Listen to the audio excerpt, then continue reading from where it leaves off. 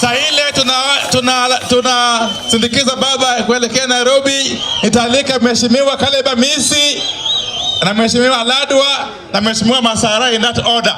Lakini lazima tushukuru mahakama kwa kuamua ya kwamba hizo positions za CASS ni unconstitutional.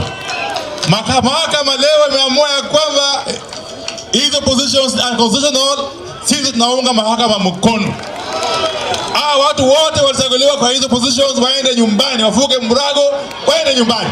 Nionye wale wahalifu ambao wanaendelea kuiba mali ya watu hapa na Uhuru. Tunaelewana? Nataka polisi ambao wako Kirindi Police Post na Iwaya Police Post na Sigomore Police Station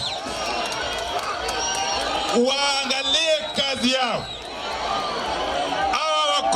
Wafuate, washike, wapelekwe mahakamani.